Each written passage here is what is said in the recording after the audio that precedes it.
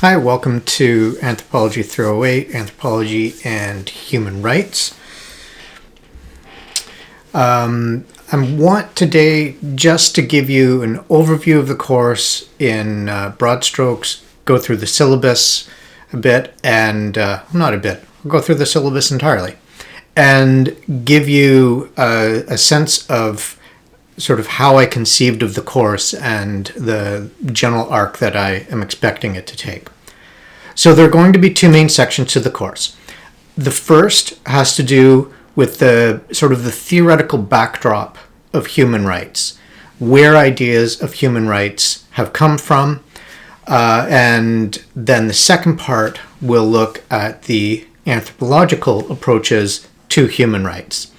The second part won't be exhaustive, of course, because there's too much to contain within half of a course, but I'll try and give you a sense of some of the ways that anthropologists have grappled with ideas of human rights and how to study them anthropologically. Okay, so now because this is a split class, I am trying to do different things on the Monday and on the Wednesday. So on the Monday class, like today, I will have a lecture prepared, uploaded onto YouTube, the same channel for you. And so you'll just watch it on the Monday class.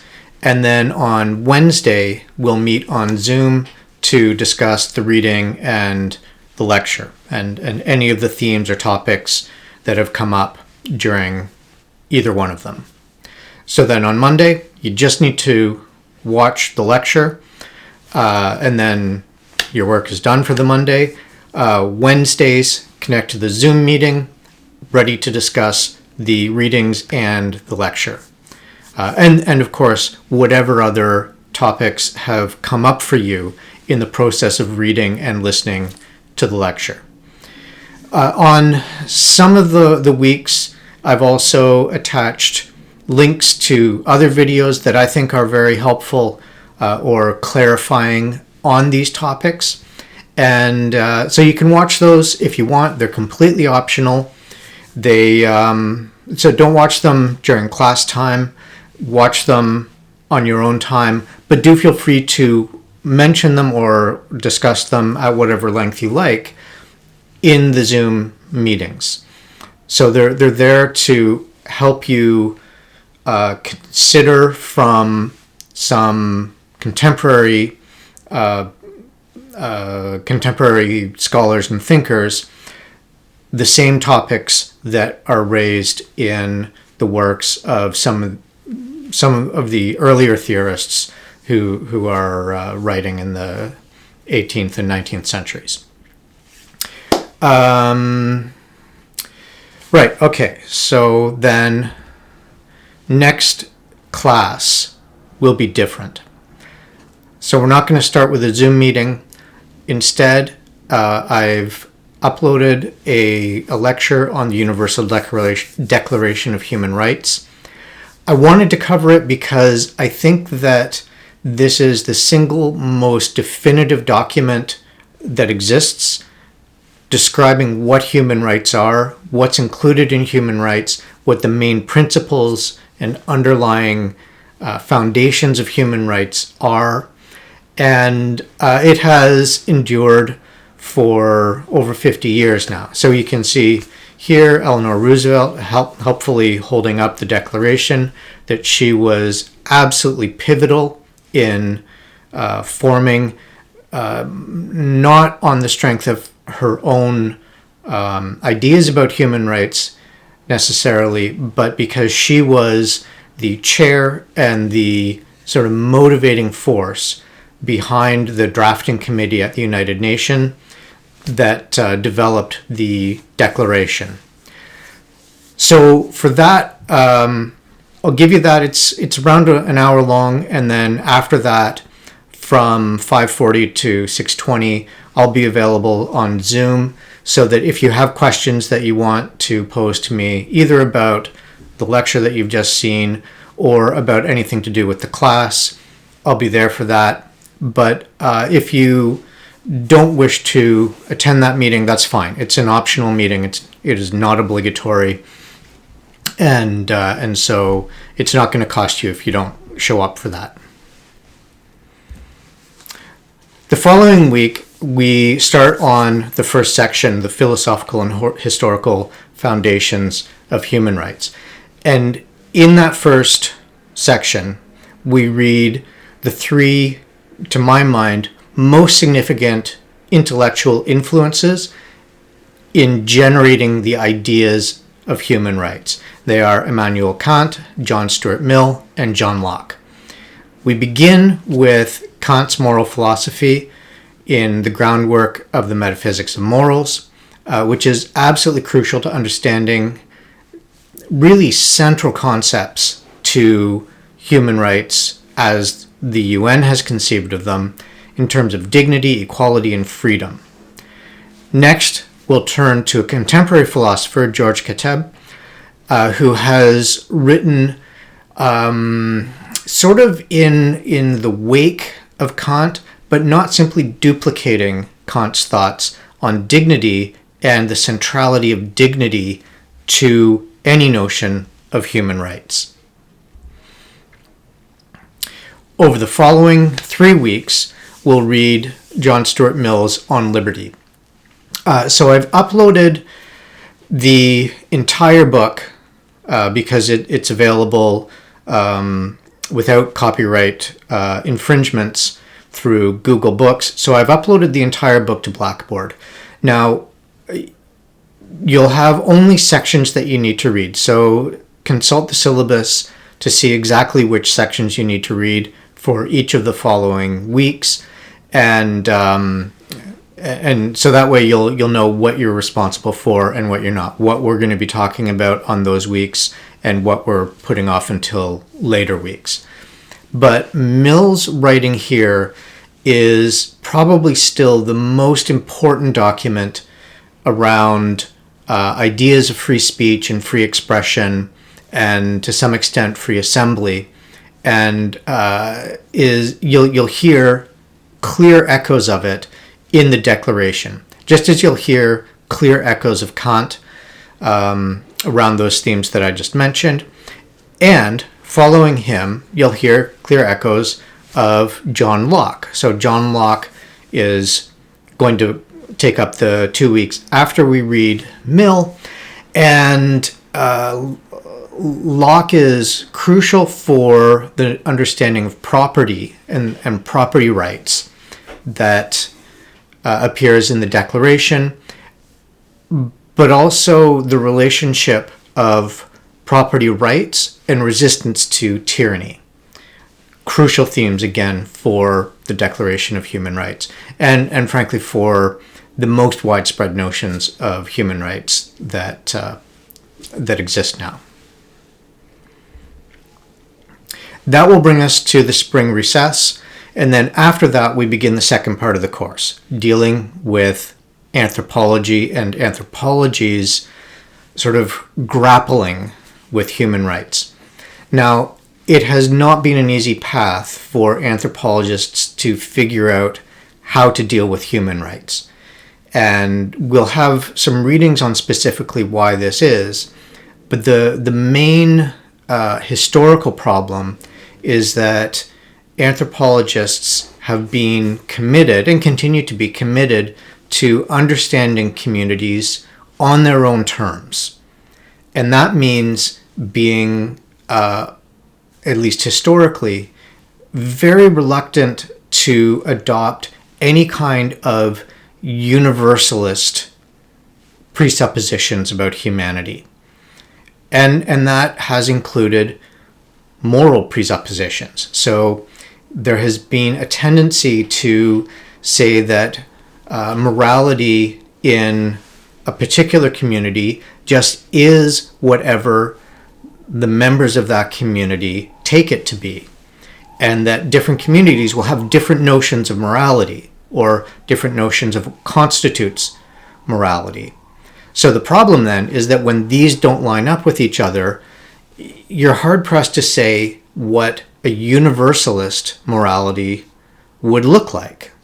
The same goes for rights then, that what one community says its members have a right to will differ from what another community does. And so you wind up once again running into this difficulty of how it is that you come to a universal notion of rights.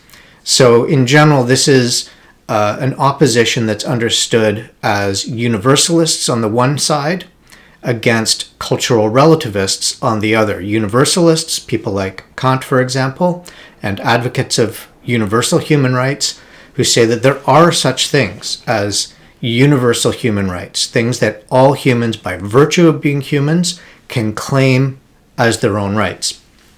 Cultural relativists, on the other hand, will make the claim that no, our very notions of rights are culturally limited. They're relevant to the culture in which you live. And therefore, you can't get to universals, that any claim to universality is just one particular cultural view claiming to be something that applies to all cultures, and that won't wash. So that's the opposition that has really been a problem for anthropologists up until maybe 15 or 20 years ago, and that's when things started to shift. So the first set of readings by Mark Goodale will kind of give us that historical and theoretical overview so that we can start to appreciate why it is that anthropologists for a long time seem to have nothing to say about human rights. In fact, really, anthropologists were just marginalized from discussions of human rights. It occurred through scholars who were legal scholars or political scientists, maybe historians.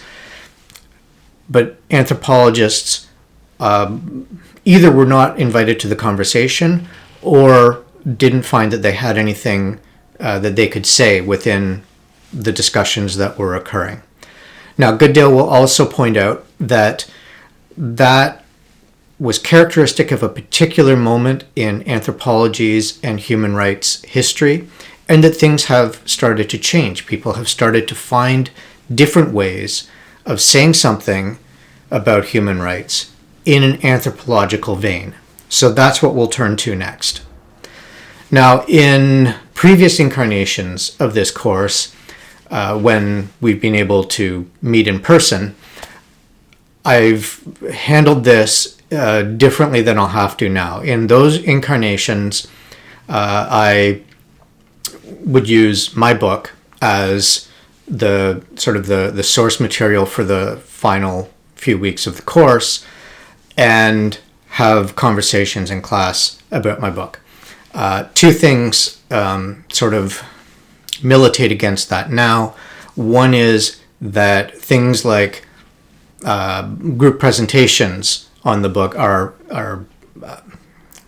I don't know if they're impossible, but I can't conceive of a good way of doing them through Zoom. So I've taken that off the table. And the second is it is not a cheap book, and I don't feel justified in laying that expense on you. So instead, what I've done is I made PDFs of a couple of chapters, staying underneath the copyright threshold, of course, and included an essay that is published in a journal. So we'll still be reading portions of my book, and we're going to read it alongside works by other anthropologists who have approached the same specific topics that I've come across in my research in my book. So there will be 2-week sections then. In 1 week, we'll read the work by the other author on a particular topic, and then discuss it on the Wednesday. The following week, we'll look at my work and then discuss it on the Wednesday. So the first section deals with Buddhism and human rights. Next, we'll go to some of the culturally specific tactics employed in pursuing human rights in Thailand.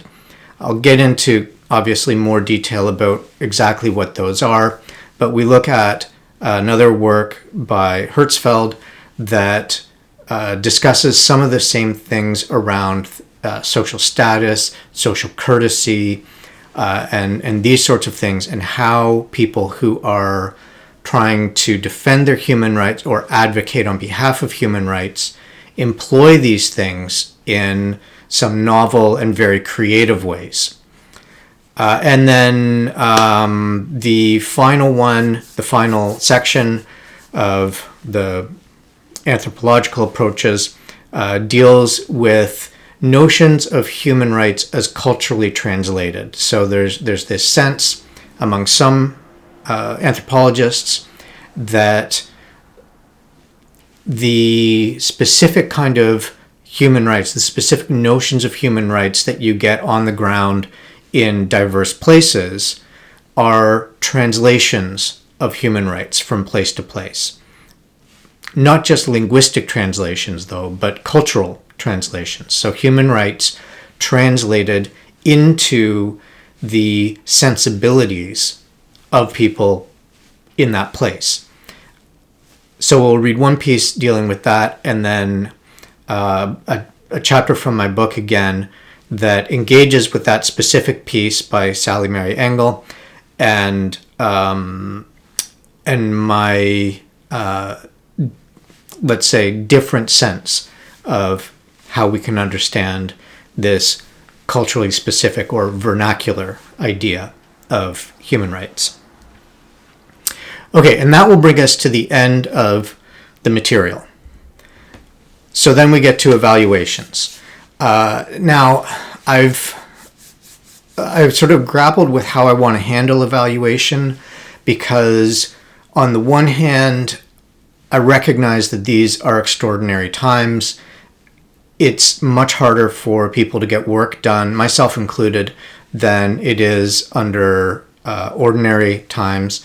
And so I've tried to balance what I think is my obligation to give you things that I can evaluate, so that I can tell you through grading your work the extent to which you've sort of gotten a grasp of the material, and the extent to which you might still need to do more work. So that I feel an obligation, in other words, to give you feedback. But at the same time, I don't want to overwhelm you with too much work on evaluation. So we have two main things and then one small thing.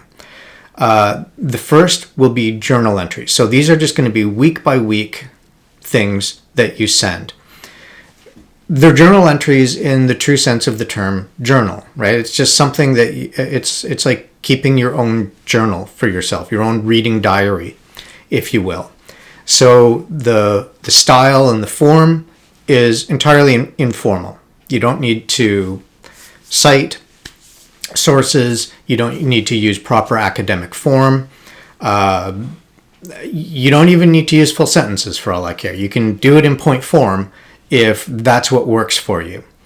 But you should think of it as you having a conversation with yourself about the readings, so that if you were to look back on it down the road, which you might very well need to do at the end of the semester when you're writing your papers, you can just look at it and it will give you a snapshot of what you understood from that work and what you thought about the work. So it can spur your memory so that you can see connections between the different readings and how different writers have grappled with the same sorts of topics. And it can give you a sense of what sort of value that particular work will have for you in writing your paper, which I'll get to in a second. So what you would want to do with the journal is you'd have maybe 3.5 parts to it. First, you would want to give a couple lines to saying in your own words just what you think the author is arguing, what the point of the piece is, what the author is trying to say overall in the piece that we're reading for that week. Secondly, you would want to identify how it is that the author is supporting his or her argument. So is it reliant on data? If so, what kind of data does it draw on? What's its evidence? Some of the philosophical pieces are not going to have much of anything in the way of data. They're not grounded in experience, so they're argued in a different way. They use something more like rhetorical strategies to make their point, logical inferences to make their case. So then you want to be able to articulate, again, just in a line or two, how it is that they've done that. And then the final part, the final main part anyway, is your evaluation of the piece, where you explain, again, you're explaining this to yourself. You don't need to convince me of anything. We don't need to agree on what the piece is saying. I'm not going to tell you that you need to arrive at the same understanding of a piece that I did. That's not the important thing. In fact, it's somewhat more interesting if we arrive at different understandings. So stick with what you take the piece to be saying, and then give your evaluation. Did the piece convince you or not? And then explain why it did or did not. And that's a thing that I think will be really valuable, where you get to analyze the piece and, as I say, explain to yourself or to your future self why it is that this piece of writing worked for you or didn't work for you. And then, so you're just articulating that. And the last sort of half part, you can do this if you want. I find it a helpful exercise. That's why I include it, but don't think of it as obligatory. So for me, some of these pieces, like Kant, for example, are heavy with technical vocabulary. So that as you're reading through them, if you don't understand what the technical terms mean, you're simply not going to understand what the author's writing about. Excuse me.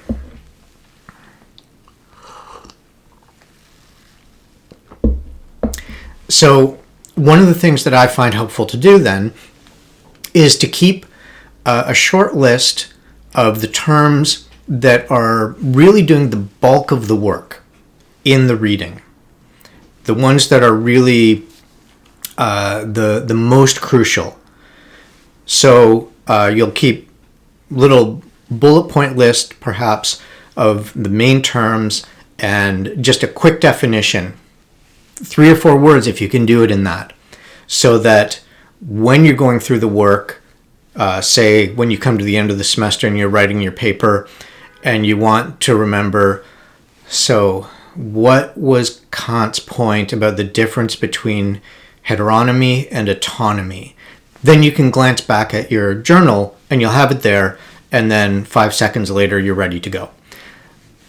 Again, it's optional. I find it valuable for myself, but I leave that in your hands to decide. Now, the journals, I want you to email them to me before the start of class on the Monday on which we have that particular reading. Clearly, I want you to do this so that you get the reading done before the class, so that when you watch my lecture on it, you'll already have in your mind what the reading was about, and you'll have whatever questions you had about the reading fresh in your mind, so that as I'm talking about it, you can say like, oh, I came to a different conclusion than that. I thought he was saying something else. Or that's what he was talking about. Fine. So that either way, you'll be able to come to the Zoom meeting primed to offer a different understanding of the reading, or at least having a clear sense for yourself of what it is that's going on in the reading and how it's relevant to understanding human rights. You'll notice then each one is worth 3 points. If you get them in on time, you get 3 points. If you get them late, they're worth 1 point.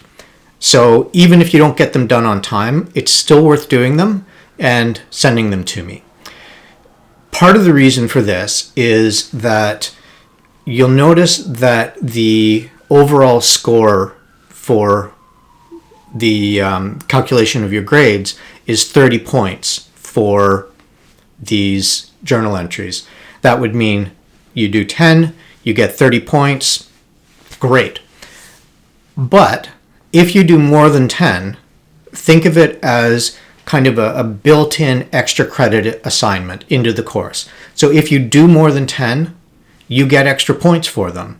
So let's say you get 10 in on time, and then you have a couple that you missed along the way for whatever reason. Go back to them, write them up, send them to me. You'll get a point for each of them, and then you'll have gotten 33 or 34 out of 30.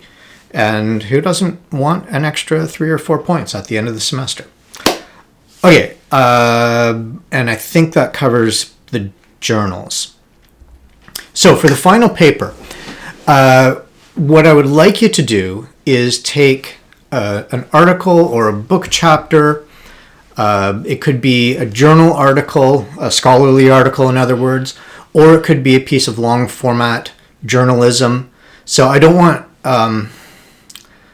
you to find an article that takes up a quarter of the bottom page of the New York Times. I don't want a newspaper article like that. It has to be a substantial article, something that's at least 5 pages or 1,500 words long. So it could be something from The Atlantic, from Forbes, The Economist, or Harper's. There are a whole bunch of different sources where you can find long format journalism. Either that or a scholarly piece of writing. I would prefer a scholarly piece of writing, but some of the things that you might want to write about may not have been published in scholarly form yet, so you might find that the only place that you can actually find writing about it is in some of these long format sources. So either one is fine, in other words. And so I would like it to be on some aspect of human rights in Thailand where you're doing research outside of the syllabus. You'll pair that with writings from the syllabus so that you're going to have sources from the syllabus, at least 2, and then at least 1 source from outside the syllabus. And that will be how you construct your paper. That will be the set of sources for your paper. If you find that you don't want to write on Thailand, I'm open to negotiation on that. So if there's a topic that you would really like to write about that is not based in Thailand, then clear the topic with me first. So don't surprise me at the end of the semester with a paper that I didn't know that you were going to write if it's not on Thailand. So then just send me an email with the topic that you have in mind, preferably with a source that you have in mind from outside the syllabus, but still include at least a couple sources from the syllabus on that topic, whatever it may be. What else?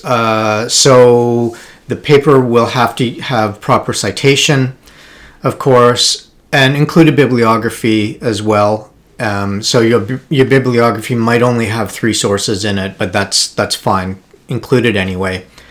And if you're not sure how to write proper citations and how to write a proper bibliography, I've included a link. It's here on the bottom of this screen, but it's also in the syllabus at the Purdue OWL. It is a really fantastic source, and it gives you all the different types of formatting that you could ever want to use.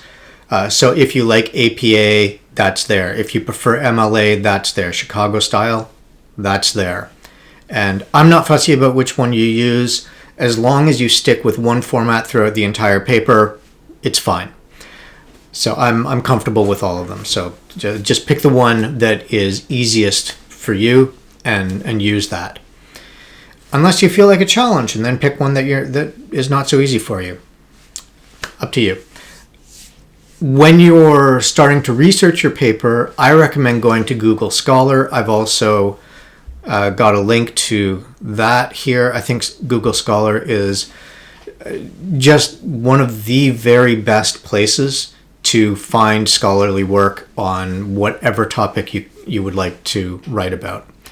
And so I recommend doing some research there. It will serve you throughout all of your years of college to become familiar with Google Scholar. And oh yes, and that also, email me that paper just like you email me the journals.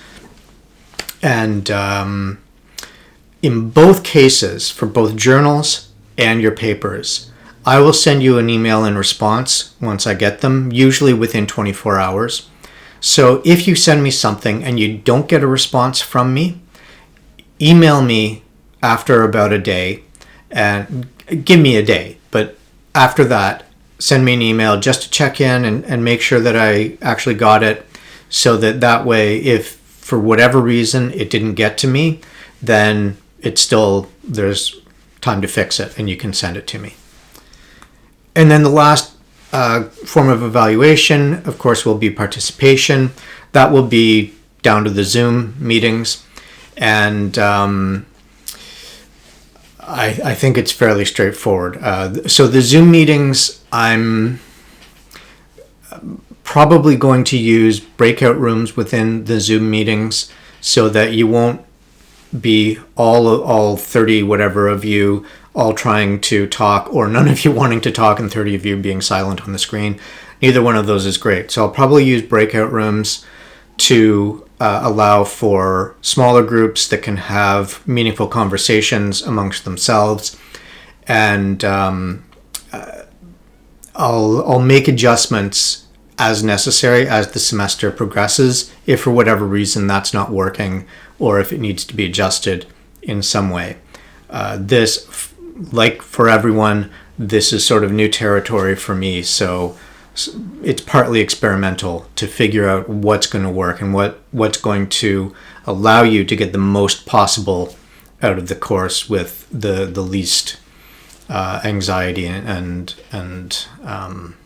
annoyance. So that's it. I will see you on Wednesday to talk about the Declaration of Human Rights.